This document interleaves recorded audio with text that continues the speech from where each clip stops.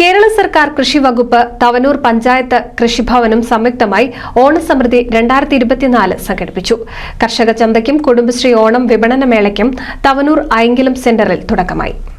തവനൂർ ഗ്രാമപഞ്ചായത്ത് vice president T V ശിവദാസന്റെ അധ്യക്ഷതയിൽ president CP Naseer ഉദ്ഘാടനം ചെയ്തു.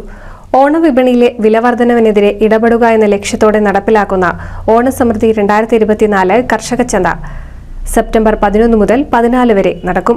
ഓണച്ചന്തയിൽ പച്ചക്കറി ഉൽപ്പന്നങ്ങൾ, നേന്ത്രക്കുല, വിവിധ ഇനം കുടുംബശ്രീ ഉൽപ്പന്നങ്ങൾ, കൃഷിക്കൂട്ടം ഉൽപ്പന്നങ്ങൾ, ചൂടോടെ തന്നെ ലൈവ് കായവറവ്, ശർക്കര ഉപ്പേരി തുടങ്ങിയവ ലഭ്യമാണ്.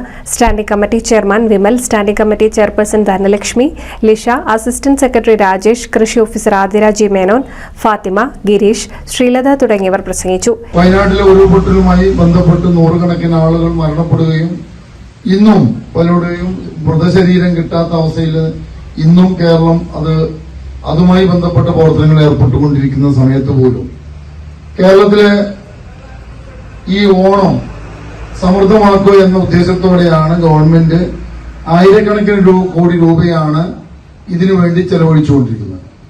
പെൻഷൻ വിതരണം ചെയ്തുകൊണ്ട് മാർക്കറ്റിൽ നല്ല കച്ചവടം നടക്കുന്നതിന് ആവശ്യമായ സൗകര്യം ഒരുക്കി ആളുകൾക്ക് ആവശ്യമായ സാധനങ്ങൾ വാങ്ങുന്നതിന് പണമില്ലാത്തതിന്റെ കുറവ് വരരുത് എന്ന നിലയ്ക്ക് പെൻഷൻ കൃത്യമായി വിതരണം ചെയ്യാൻ തീരുമാനിച്ചു. തവനൂർ.